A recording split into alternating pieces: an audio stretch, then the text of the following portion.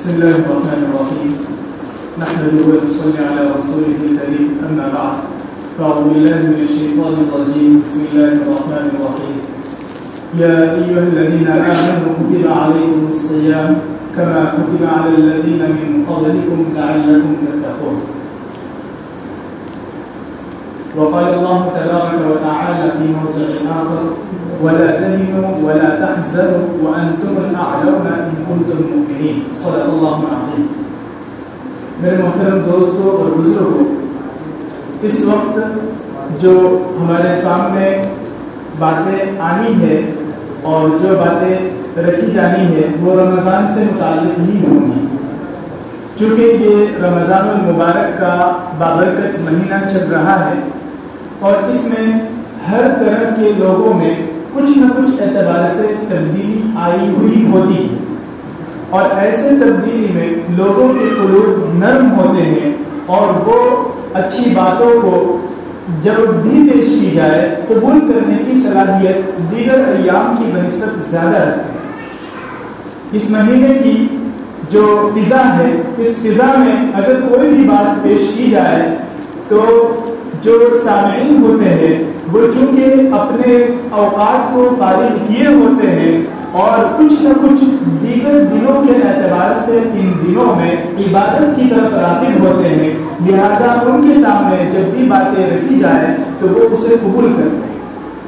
سب سے پہلے تو ہم ان چیزوں کو سامنے رکھیں کہ یہ رمضان المبارک کا جو بابرکت مہینہ ہے، اس مہینے کو ہم کس طرح گزاریں اور اس مہینے میں جو اعمال ہم کر رہے ہیں، آئے دن کر رہے ہیں، کئی سالوں سے کر رہے ہیں، کچھ کئی دنوں سے کر رہے ہیں، ان کی کیا کیا فوائد ہیں، کیا کیا فضائل ہیں۔ چونکہ جب کسی چیز کا فائدہ سامنے ہوتا ہے تو اس کی طرف عمل کرنے کے لیے قدم جلدی بڑھتے ہیں، اور اگر فائدہ سامنے نہیں ہوتا تو کبھی کرتے ہیں کبھی چھوڑ دیتے ہیں، اس کو اتنی زیادہ اہمیت نہیں دیتے۔ لہذا رمضان المبارک کے بابرکت مہینے میں سب سے اہم چیز جو ہے روزہ، جس کے لیے ہم صبح شادی سے لے کر کے غروب آفتاب تک کھانے پینے اور جماع سے رکے رہتے ہیں، اور اسی کا نام روزہ۔ دراصل یہ روزہ اللہ تبارک و تعالیٰ کی طرف سے فرض کیا ہوا ہے اور اس کے بے شمار فوائد ہیں۔ ان فوائد میں سے ایک فائدہ یہ ہے کہ روزہ سے متعلق حضور اکرم صلی اللہ علیہ وسلم نے فرمایا، حدیث قدسی ہے کہ حضور اللہ تبارک و تعالیٰ فرماتے ہیں الصوم لی وانا اجزی بہ، اور دوسری روایت میں ہے الصوم لی وانا اجزی بہ، یعنی یہ روزہ میرے لیے ہے اور میں اس کا بدلہ دیتا ہوں یا میری طرف سے اس کا بدلہ دیا جاتا ہے۔ جب آپ یہاں پر کسی پرائم منسٹر کے پاس جائے، کسی دنیاوی عہدیدار کے پاس جائے اور وہ کہے کہ میں تمہیں اپنی طرف سے کچھ انعام دینا چاہتا ہوں، کچھ گفٹ کرنا چاہتا ہوں، آپ کے دماغ میں یہ بات ضرور آئے گی کہ یہ چونکہ اس کا عہدہ بڑا ہوا ہے تو اس کا انعام بھی قابل قدر اور بہت بڑا ہوا ہو۔ جبکہ اس کے برخلاف ایک عام آدمی کہے کہ میں تمہیں کچھ انعام دینا چاہتا ہوں تو ایسی صورت میں ہمارے دماغ میں آئے گا زیادہ سے زیادہ اتنا دے گا، زیادہ سے زیادہ اتنا دے گا۔ لیکن جب شہنشاہوں کا شہنشاہ، بادشاہوں کا بادشاہ جب یہ کہے کہ میں تمہیں اپنی طرف سے بدلہ دوں گا تو اس کے قدر و قیمت کا اندازہ آپ نہیں لگا سکتے، آپ سوچ بھی نہیں سکتے اتنا زیادہ، اتنا بڑا انعام۔ لہذا روزہ جو عبادت ہے اسے ہمیں صحیح طور پر اس کے طریقے کے مطابق مکمل کرنے کی ضرورت ہے۔ ہمارا معمول یہ ہے کہ ہم بھوکے اور پیاسے اور جماع سے رکے تو رہتے ہیں، لیکن روزے کے جو شرائط ہے، جو اصول و ضوابط ہے، اس کو پورا نہیں کرتے، جس کی وجہ سے ہمیں اس کا پورا فائدہ حاصل نہیں ہو پاتا۔ ہوتا یہ ہے کہ جس طرح دیگر ایام میں ہماری زبانیں چلتی رہتی ہے، ہماری زبانوں سے اچھے الفاظ، برے الفاظ، غیبت، گالی گلوچ یا بلا وجہ کی باتیں نکلتی رہتی ہے، فضول نقلیات میں چلتی رہتی ہے، اسی طرح روزے کی حالت میں بھی چلتی ہے۔ حالانکہ ایسا نہیں ہونا چاہیے، ہونا یہ چاہیے کہ جب ہم اپنے پورے دن بھوکے پیاسے رہ کر اپنے آپ کو فارغ رکھے ہیں اور اپنے اندر وہ کیفیت پیدا کیے ہیں کہ ہمیں بھوک اور پیاس کا احساس ہو کہ ایک مالدار سے مالدار انسان وہ بھی اس چیز چیز کا احساس کرتا ہے کہ بھوکے اور پیاسے رہنے کی حالت میں انسان کا وقت کیسے گزرتا ہے۔ دراصل اس روزے کی فرضیت کا مقصد انسان کے اندر اللہ تبارک و تعالیٰ کا خوف پیدا کرنا، اللہ تبارک و تعالیٰ کا ڈر پیدا کرنا ہے کہ جس طرح روزے کا حکم آتے ہی آپ صبح سے لے کر شام تک اللہ تبارک و تعالیٰ کی طرف سے حرام کا حلال کردہ چیزوں سے رک جاتے ہیں۔ ہمارے لیے کھانا پینا اور جماع حلال ہے، لیکن ہم اس سے رک جاتے ہیں صرف اللہ کے حکم کی وجہ سے۔ اسی طرح اس سے یہ سکھایا جا رہا ہے کہ ہم دیگر ایام میں، پورے سال میں، پوری زندگی میں اللہ تبارک و تعالیٰ کے جو احکام ہیں اس کے مطابق ہم زندگی گزارے اور اللہ تبارک و تعالیٰ کی طرف سے منع کردہ چیزوں سے ہم رک جائیں۔ دراصل اسی کی پریکٹس اور اسی کی مشق کے لیے یہ مہینہ آتا ہے۔ اسی وجہ سے قرآن کریم میں فرمایا گیا ہے کہ یا ایھا الذین آمنوا کتب علیکم الصیام، کہ ایمان والو تم پر روزہ فرض کیا گیا ہے جیسا کہ تم سے پہلے لوگوں پر فرض کیا گیا تھا، لعلکم تتقون کا لفظ، تاکہ تم اللہ تبارک و تعالیٰ سے ڈرو، تاکہ تمہارے اندر اللہ تبارک و تعالیٰ کا ڈر پیدا ہو، خوف پیدا ہو۔ اور اس سے آگے بڑھ کر صوفیاء کرام فرماتے ہیں کہ خوف اور خشیت سے آگے بڑھ کر استحضار کی کیفیت پیدا ہو۔ دراصل یہی کمال ہے۔ استحضار کی کیفیت کا مطلب یہ ہے کہ اگر آپ چھوٹے سے بچے کو بلائے اپنے پاس اور کہے کہ بیٹا آج تم مشق کرنے کے لیے جو روزہ رکھ رہے ہو، ابھی تو تم بالغ ہوئے نہیں ہو، ابھی تم پر روزہ فرض نہیں ہے، لہٰذا تم جاؤ باتھ روم میں جا کر پانی پی لو، یا بند کمرے میں جا کر ایک گلاس پانی اٹھاؤ اور پی لو، زیادہ پیاس لگ رہی ہے، بھوک اور پیاس کی شدت ہے تو جا کر پانی پی لو۔ تو وہ بچہ، چھوٹا سا بچہ اس ماحول میں آپ کو جواب دے گا کہ میں روزے سے ہوں، ایک جواب تو یہ دے گا، دوسرا جواب یہ دے گا کہ میرے ماں باپ نہیں دیکھ رہے ہیں، میرے گھر والے نہیں دیکھ رہے ہیں، لیکن میرا اللہ تو دیکھ رہا ہے۔ دراصل یہی کیفیت چھوٹے سے بچے سے لے کر بوڑھے تک، نوجوان تک، ہر ایک میں یہی کیفیت پیدا کرنے کے لیے روزے کی فرضیت ہے کہ استحضار کی کیفیت پیدا ہو جائے۔ استحضار کی کیفیت کو دوسرے انداز میں یوں بھی سمجھ سکتے ہیں کہ ہم جب کہیں جاتے ہیں اور کسی کوئی ایسی جگہ جاتے ہیں جہاں پر چاروں طرف سے کیمرہ لگا ہوا ہو اور وہاں پر کیمرے کی نظروں میں ہم ہو اور وہاں پر ہم کچھ ایسا کام کرنا چاہیں جو اصول کے خلاف ہو اور جس پر قانونی طور پر گرفت ہوتی ہو۔ ہمارے زمانے کے حساب سے مثال یہ لے لیں کہ اگر بائک چلا کر جانا ہے اور ٹریفک ایسی جگہ سے گزرنا ہے جہاں پر ٹریفک قوانین کے حساب سے کیمرہ لگا ہوا ہے، تو اب وہ کیمرہ ہماری تصویر لے لے گا اور فوراً ہمارے مینو جو ہے ہمارے گھر پر آ جائے گا اور فوری طور پر جو ہے فائن بھرنا پڑ جائے گا۔ تو ایسی جگہوں پر ہم کتنا ساودھان رہتے ہیں اور کتنا زیادہ احتیاط کے ساتھ ہیلمٹ لے کر پھر جاتے ہیں، اور پھر وہاں سے اسپیڈ اگر لمٹ ہو کہ اتنی اسپیڈ سے چلنا ہے تو اتنی اسپیڈ پر چل کر ہم گزرتے ہیں۔ لہذا یہ جو استحضار جو دنیا کی نظروں میں ہم جب دکھ رہے ہیں تو ہم کام کرنے سے احتیاط کرتے ہیں، تو وہ اللہ جو دنیا کے بادشاہوں کا بادشاہ ہے، اس کے احکام کے مطابق ہمیں جب زندگی گزارنا ہے، جو بند کمروں میں بھی دیکھتا ہے، ہر جگہ دیکھتا ہے، ہر جگہ حاضر و ناظر ہے، ایسے اللہ تبارک و تعالیٰ جو ہر جگہ دیکھ رہا ہے، تو اس استحضار کی کیفیت ہمیں وہاں بھی آنی چاہیے۔ جب یہ کیفیت ہمارے اندر آ جائے گی تو ہم کوئی بھی گناہ کریں گے تو سب سے پہلے ہمارا دل ہمیں روکے گا، ہمارا دل کہے گا کہ یہ گناہ تو تم کر رہے ہو بند کمرے میں، بند روم میں، یا ایسی جگہ پر جہاں پر ایک روشنی کا ایک ذرہ بھی نہیں پڑ رہا ہے، لیکن وہ اللہ جو اوپر ہے، اللہ تبارک و تعالیٰ جو تمام لوگوں کو پیدا کرنے والا ہے، وہ دیکھ رہا ہے، ہر جگہ دیکھ رہا ہے۔ یہی استحضار کی کیفیت ہمارے اندر آئے گی اور یہی ہمیں روکے گا کہ کوئی نہ دیکھے، کوئی دیکھے یا نہ دیکھے، لیکن اللہ تبارک و تعالیٰ دیکھ رہا ہے، لہذا ہم اس گناہ کو کرنے سے رک جائیں۔ دراصل اس استحضار کو پیدا کرنے کے لیے روزے کی فرضیت ہے۔ اس امت پر روزے کی جو فرضیت ہوئی ہے اور اس امت کے اوپر اور بھی دیگر چیزیں ایسی عطا کی گئی ہے جو دیگر امتوں کو حاصل نہیں تھی، اس کی کیا وجہ ہے؟ دراصل پچھلی امتوں میں عمریں بہت لمبی ہوا کرتی تھی، 100 سال، 150 سال، 200 سال، جتنی بھی لمبی عمریں ہوا کرتی تھی، ایسے میں اگر ایک آدمی کئی 100 سال تک عبادت کرتا ہے تو اس آدمی کا درجہ بڑھ جائے گا، اور دوسرا آدمی ہے جو اس سے کم عبادت کرتا ہے، کم دن جیتا ہے، مثلا 50 سال جیتا ہے تو اس کی عبادت 100 سال والے کے مقابلے میں کم ہوگی. فقط 5 وقت نماز بھی پڑھے تب بھی اس کی عبادتیں زیادہ ہوگی اور اس کی عبادتیں کم ہوگی. اور چونکہ مرنے کے بعد، موت کے بعد اس کی عبادت کا جو دائرہ ہے وہ بند ہو جاتا ہے، وہ اپنے اختیار سے کچھ نہیں کر سکتا. ہاں دوسرے لوگ بھی اِسارے ثواب کر سکتے ہیں، اس کے لیے ثواب پہنچا سکتے ہیں، لیکن وہ خود محتاج ہو جاتا ہے، ایک ایک ثواب کا، ایک ایک نیکی کا محتاج ہو جاتا ہے. لہذا اس امت کے لوگوں کو عمریں کم دی گئی، لیکن خصوصیت یہ دی گئی کہ ایسے ایسے مواقع عطا کیے گئے جن مواقع میں کم عبادت پر زیادہ فضائل حاصل ہو. انہی میں سے ایک رمضان المبارک کا بابرکت موقع ہے، اسی طریقے سے شب قدر کا موقع ہے، شب برات کا موقع ہے. یہ سارے وہ مواقع ہیں جن میں اللہ تبارک و تعالیٰ نے اس امت کے ساتھ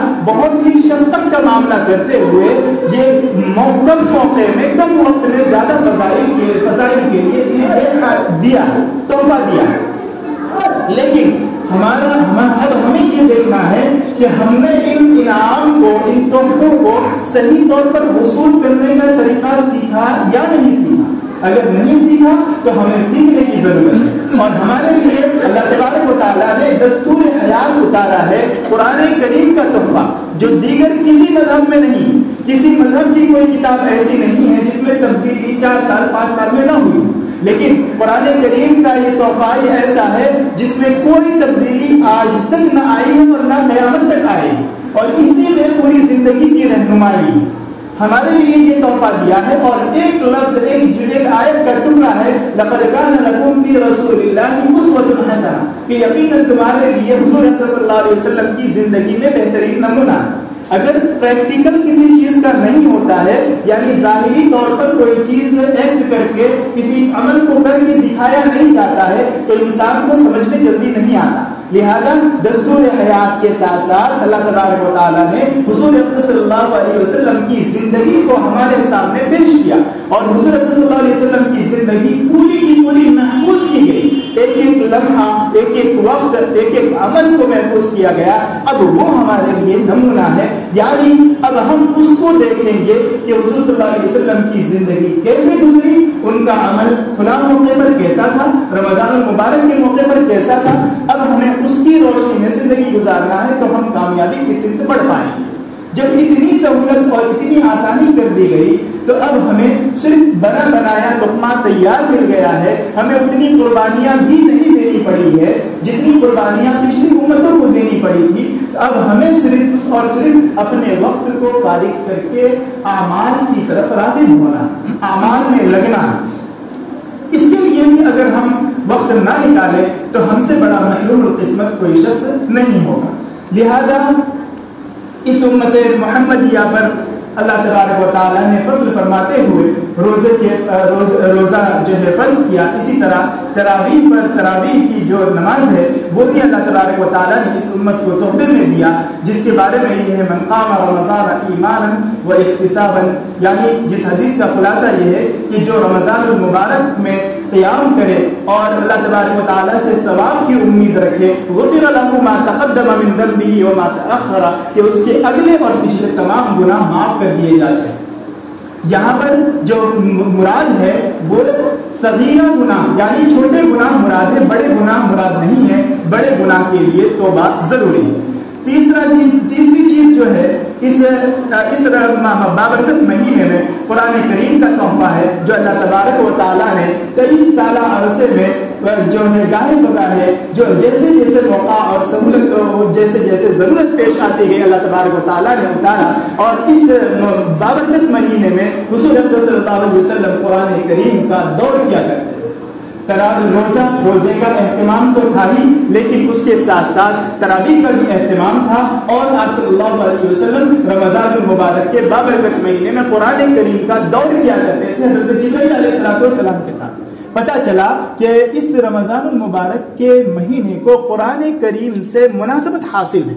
لہذا تلاوت قرآن کریم سے بھی مناسبت ہے، اور ساتھ ہی ساتھ جو تراویح میں قرآن کریم پڑھا جاتا ہے اس کے ساتھ بھی مناسبت ہے اور گہرا رشتہ ہے. اس وجہ سے ہمیں بھی کثرت سے اس مہینے میں تلاوت کرنا چاہیے۔ دیگر ایام میں ہم قرآن کریم کو اپنے مصروفیات کی وجہ سے کھول کر نہیں دیکھتے، یا دیکھتے بھی ہیں تو کم دیکھتے ہیں، تو ان ایام میں دیگر مہینوں کے کام کو مختصر کر کے اپنے اوقات کو فارغ کر کے قرآن کریم کی تلاوت کو بڑھانا چاہیے۔ اسی طریقے سے نوافل کا اہتمام کرنا چاہیے۔ دیگر ایام میں ہم صرف سنن مؤکدہ اور فرائض کا اہتمام کرتے ہیں، ان کے علاوہ دیگر سنن سے ہم غفلت برتتے ہیں کہ چلو یہ تو غیر مؤکدہ ہے، یہ نفل ہے، ایسے ہم جو کسی مشغولیت کی وجہ سے یا کسی وجہ سے ہم چھوڑ دیتے ہیں۔ یاد رکھیے یہ رمضان المبارک کے مہینے میں ہمیں اس کا اہتمام کرنا ہے کہ ہم سنت مؤکدہ اور غیر مؤکدہ ہر قسم کی سنتوں کو اور نوافل کو پڑھیں۔ حضرت مولانا پیر ذوالفقار صاحب نقشبندی دامت برکاتہم نے فرمایا تھا کہ یہ نوافل جو ہے، یہ سنن غیر مؤکدہ جو ہے، جو ہمارے فرائض میں کوتاہی جو ہو جاتی ہے اس کی بھرپائی کے لیے، لیکن ہم اس کو سمجھتے نہیں ہیں، ہم اس کو یوں ہی چھوڑ دیتے ہیں۔ ہمارے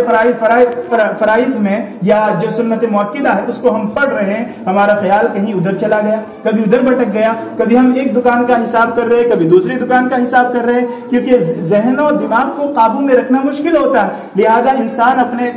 جو ہے بہت ہی زیادہ مشقت ڈال کر، بہت زیادہ بوجھ ڈال کر اپنے دماغ کو لاتا ہے، اور اس کے بعد اللہ تبارک و تعالیٰ کا استحضار کرتا ہے، اور اس کے بعد اللہ تبارک و تعالیٰ کے سامنے کھڑے ہونے کا اپنے دل میں استحضار کرتے ہوئے پھر نماز مکمل کرتا ہے۔ اس میں بہت سی کوتاہی ہوتی ہے، اس میں ہر ایک سے کوتاہی ہوتی ہے، کیونکہ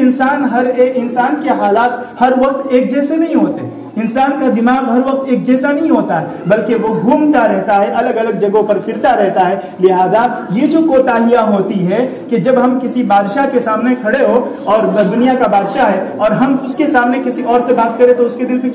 کیا اثر ہوگا؟ وہ کہے گا کہ تمہیں تو میں نے بلایا ہے، تم میرے سامنے کھڑے ہو کر اس سے بات کر رہے ہو، یعنی میری تمہارے اندر کوئی اہمیت نہیں، کوئی قدر و قیمت نہیں۔ جب ہم بادشاہوں کے بادشاہ کے سامنے کھڑے ہوتے ہیں اور ہمارا دماغ ادھر سے ادھر جاتا ہے، اس طرف خیالات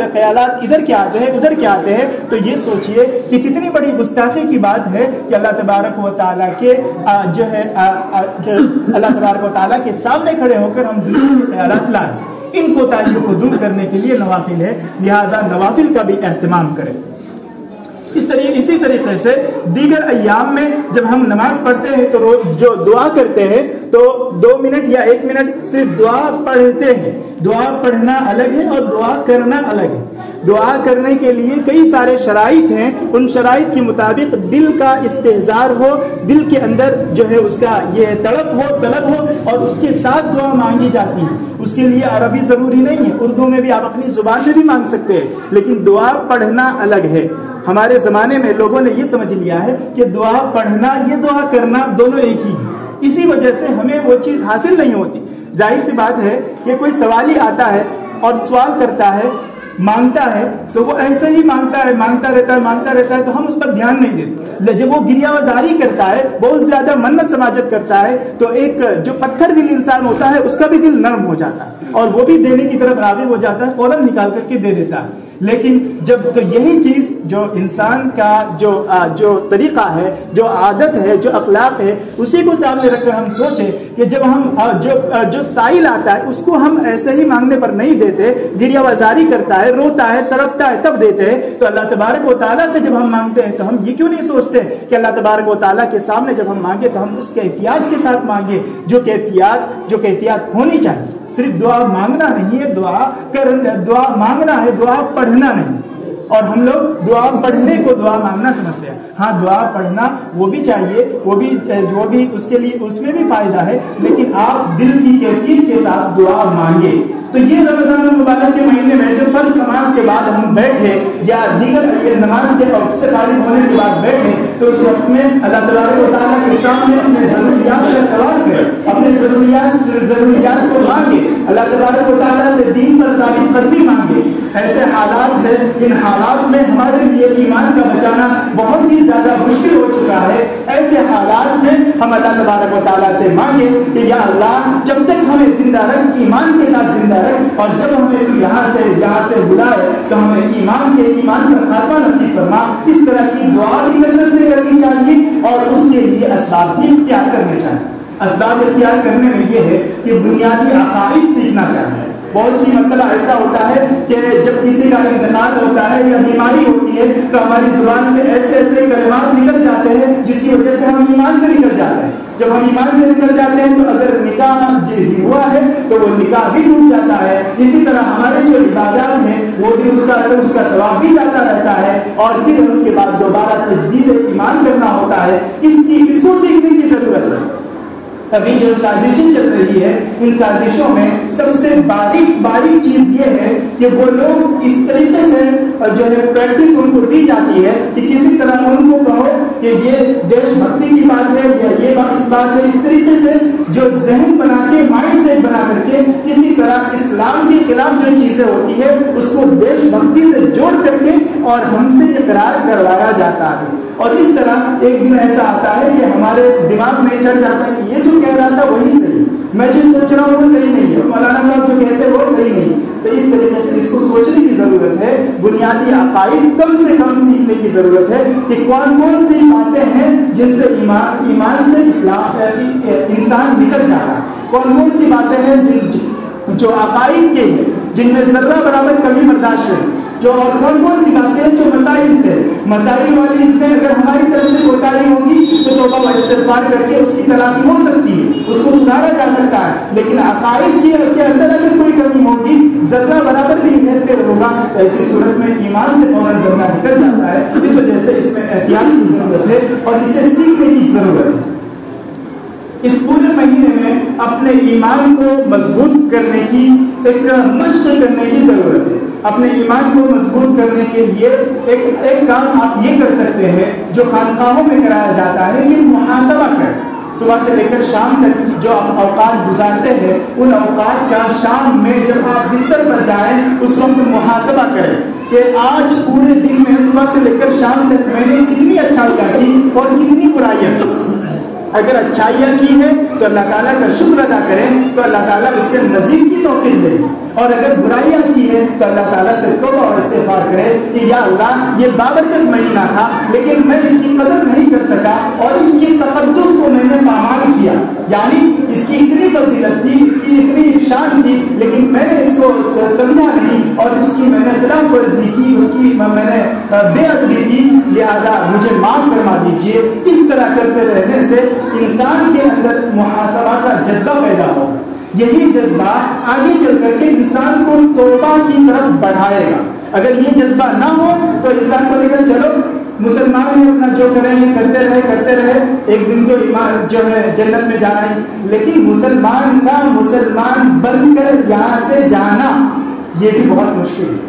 یہ کہنا آسان ہے لیکن کرنا بہت مشکل ہے. مسلمان کا مسلمان ہونے کی حالت میں یہاں سے جانا, یہاں سے آخرت کے سفر پر روانہ ہونا یہی دراصل مشکل ہے. اسی کے لیے ہمیں کوشش کرنے کی ضرورت ہے اور دعا کا خاص اہتمام کرنے کی ضرورت ہے. اور اس مہینے میں صبر, ہمدردی اور ایثار کا جذبہ بڑھ جاتا ہے. لہذا ہمیں جب احساس ہوتا ہے اس چیز کا کہ جب ہم بھوکے پیاسے رہتے ہیں تو کیسا لگتا ہے, کس طرح کی فیلنگ آتی ہے. لہذا جب ہم یہ سوچیں کہ جو غریب بھوکا پیاسا رہتا ہے جس کا گزر صرف اور صرف پانیوں پر ہوتا ہے یا کچھ قطرے پر ہوتا ہے یا کچھ لقموں پر ہوتا ہے, ان کی زندگی کیسے گزرتی ہوگی. لہذا اس کو سوچیں اور اس کا خیال اپنے دماغ میں لائے اور پھر اپنے طور پر جتنا ممکن ہو سکے غربا کی مدد کریں. اپنے آس پاس کے لوگوں کا خیال رکھیں, ڈھونڈ کر تلاش کر کے. جو مانگنے والے فقیر ہوتے ہیں وہ تو کہیں نہ کہیں سے اپنا پیٹ بھر لیتے ہیں, لیکن جو مانگنے والے نہیں ہوتے ہیں, جو بیچارے شرم کی وجہ سے کسی کے سامنے ہاتھ نہیں پھیلا سکتے اور وہ اپنے لیے آر کی بات سمجھتے ہیں, ایسے لوگوں کو تلاش کر کے ان تک امداد پہنچانا یہ ہماری ذمہ داری ہے اور ان تک امداد پہنچانے میں زیادہ ثواب ہے. لہذا ان چیزوں کا بھی اہتمام کرے اور رمضان المبارک کے مہینے کو زیادہ سے زیادہ ہو سکے تو اوقات کو فارغ کر کے یا تو مسجد میں گزارے, علاقے کی مسجد میں, یا اگر نہ آ سکتے ہو آپ مسجد میں نہ گزار سکتے ہو, گھر میں ہی ماحول بن سکتا ہو تو قرآن کریم کی تلاوت, دعاؤں کے اہتمام, چلتے پھرتے دعاؤں کا اہتمام کرتے ہوئے گزارے تاکہ ہمارا رمضان المبارک کا مہینہ قدر کے ساتھ جائے اور ہم اس کے قدر کرنے والوں میں سے. ایک اہم بات یہ ہے کہ اس ماہ میں ہم استغفار کا اہتمام کریں. استغفار استغفر اللہ ربی من کل ذنب واتوب الیہ، اور دوسرا ہے استغفر اللہ الذی لا الہ الا ھو واتوب الیہ. اس طریقے سے جو الگ الگ حدیث میں کلمات ہیں ان کلمات میں بھی آپ استغفار کر سکتے، پڑھ سکتے، ورد کر سکتے ہیں، لیکن دل میں استعزاز کے ساتھ آپ اللہ تبارک و تعالیٰ سے توبہ کریں. ہم نے اب تک کی جتنی زندگی گزاری ان میں جو ہم سے کوتاہیاں ہوئی ہیں ان سے معافی مانگنے کا ایک بہت اچھا موقع ہے. اس وقت اللہ تبارک و تعالیٰ جلدی قبول فرماتے ہیں اور قبولیت کے مواقع بہت سارے ہیں. دیگر ایام میں صرف جمعہ کے دن ایک موقع ایسا ہے حدیث میں ہے کہ اس وقت دعا قبول ہوتی ہے، لیکن یہاں رمضان المبارک کے بابرکت مہینے میں ہر وقت ہر منٹ ہر سیکنڈ قیمتی ہے. اس میں جو بھی دعائیں کی جائے اللہ تبارک و تعالیٰ سے امید ہے کہ اس ماہ مبارک کی برکت سے اللہ تبارک و تعالیٰ قبول فرمائیں گے. لہذا اس کا بھی خاص طور پر اہتمام کریں. اور ایک اور بات ہے جس کی طرف لوگ توجہ نہیں دیتے، وہ یہ ہے کہ جس وقت سے ہم بالغ ہوئے ہیں اس وقت سے لے کر آج تک ہماری جتنی نمازیں قضا ہوئی ہے ان تمام نمازوں کو اپنی زندگی میں ادا کرنا ضروری ہے. اگر نہیں ادا کرے تو اس کے برابر ہم میں سے ہر ایک کو جہنم میں جا کر کے جلنا پڑے گا اور اس کی سزا ہمیں بھگتنی پڑے گی، چاہے وہ کسی بھی طریقے سے ہو. یہ اور بات ہے کہ اللہ تبارک و تعالیٰ اپنے فضل سے معاف فرما دے، لیکن حدیثوں کی صراحت کے مطابق یہ بات ملتی ہے کہ اگر نماز کو اپنی زندگی میں ادا نہیں کیا گیا تو اس کی سزا ملے گی. اگر اس نے وصیت نہیں کی اپنی طرف سے اپنے رشتہ داروں کو یا دیگر قریبی رشتہ داروں کو کہ میری جو نماز چھوٹی ہے یا روزہ جو چھوٹا ہے اس کی طرف سے فدیہ ادا کر دو، اس کی وصیت نہیں کی تب بھی اس کو گناہ ہوگا. لہذا اس کی طرف بھی خاص طور پر توجہ دینے کی ضرورت ہے. ایک ڈائری بنائی جائے اور اندازے کے طور پر ہمیں یہ معلوم ہے کہ ہر ایک آدمی کے پاس جو ہے ہر ایک کیا کسی کے لیے بھی آسان نہیں ہے حساب کرنا، لیکن ہم اندازہ تو لگا سکتے ہیں کہ 2 سال 4 سال 3 سال کی ہماری نمازیں قضا ہوئی ہوگی. لہذا ہم اندازہ لگائیں اور اس رمضان المبارک کے مہینے میں جن نمازوں سے پہلے سنت ہے ان نمازوں سے پہلے آپ پڑھ سکتے ہیں اور جن نمازوں کے بعد سنت ہے ان نمازوں کے بعد بھی پڑھ سکتے ہیں. لیکن جن نمازوں سے پہلے سنت نہیں ہے ان نمازوں سے پہلے آپ نہیں پڑھ سکتے اور جن نمازوں کے بعد سنت نہیں ہے ان نمازوں کے بعد آپ نہیں پڑھ سکتے. یعنی فجر کی نماز ادا کرنے کے بعد آپ اس کو جو ہے قضا نماز وہ آپ نہ پڑھیں. اور اسی طریقے سے عصر کی جو نماز ہے اس کے بعد سنت نہیں ہے، اس ان 2 اوقات میں احتیاط کریں. باقی اوقات میں جب بھی آپ چاہیں آپ پڑھ سکتے ہیں. اسی طرح پورے دن میں 3 وقت ایسا ہے جو اوقات مکروہ کہلاتے ہیں، ان میں آپ نہیں پڑھ سکتے ہیں. وہ آپ اپنے یہاں کے کیلنڈر کے حساب سے آپ دیکھ سکتے ہیں، روزانہ کا بدلتا رہتا ہے. ان اوقات مکروہ میں یعنی غروب سے پہلے کا وقت اور عین زوال سے پہلے کا وقت، اسی طریقے سے عین طلوع صبح صادق سے پہلے کا وقت. اسی طرح یہ 3 اوقات ایسے ہیں جن میں آپ نہیں پڑھ سکتے. ان کے علاوہ اوقات میں اپنے پورا حساب کر کے آپ جو ہے پوری نماز مکمل کریں. اس رمضان المبارک کے 6 بنیادی مقاصد ہیں. ان مقاصد کو مختصر سے لفظوں میں آپ کے سامنے رکھ کر میں اپنی بات ختم کرتا ہوں. سب سے پہلا مقصد جو میں نے آپ کے سامنے رکھا ہے وہ ہے تقویٰ کا حصول، یعنی بندے کو اللہ تبارک و تعالیٰ کا خوف، اللہ تبارک و تعالیٰ کا ڈر حاصل ہو جائے اور یہ ڈر اس درجے تک پہنچ جائے کہ اس کے ذاتی کیفیت پیدا ہو جائے. دوسرا، قرآن کریم سے بندے کا تعلق برقرار رہے، رشتہ مضبوط رہے. قرآن کریم کو لفظاً پڑھنے کے ساتھ ساتھ سمجھنے کی بھی کوشش کرنی چاہیے اور اس کے لیے تاکہ سمجھ کر پڑھنے میں زیادہ استعزاز کی کیفیت آ جاتی ہے اور جو ہے دعا اللہ تبارک و تعالیٰ کے احکام کو ہم سمجھ پاتے ہیں. تیسری چیز ہے گناہوں سے معافی، کہ اس موقع پر ہم اللہ تبارک و تعالیٰ سے اپنے گناہوں سے معافی مانگے. ہم جو گناہ پورے سال میں کر چکے ہیں اس کے لیے اللہ تبارک و تعالیٰ سے توبہ کریں، اللہ تبارک و تعالیٰ سے مانگے، گڑ گڑائیں کہ یا اللہ ہم نے جو غلطی کی ہے، یقیناً جانے انجانے میں جو بھی غلطی کی، جو بھی کوتاہیاں کی ہے، ہم بندے ہیں اور ہم دل کے گندے ہیں اور ہمارا ایک ہی در ہے جس کے سامنے ہم اپنا ہاتھ پھیلا سکتے ہیں، اس کے علاوہ کوئی در نہیں ہے. یا اللہ آپ ہماری مغفرت فرما دیجیے، ہمیں معاف فرما دیجیے.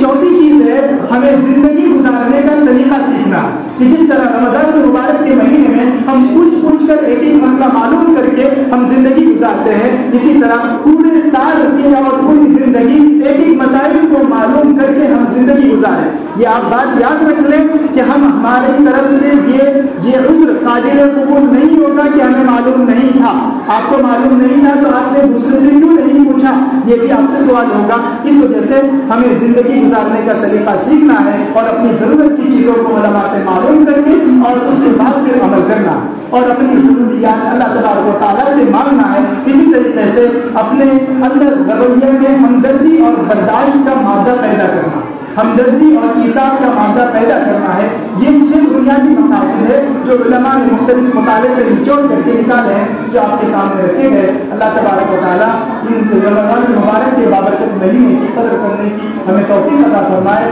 اور ہمیں اس ماہ مبارک میں اپنے اوقات کو صحیح طور پر لگانے کی توفیق عطا فرمائے۔ آمین۔ وآخر دعوانا الحمد للہ رب العالمین۔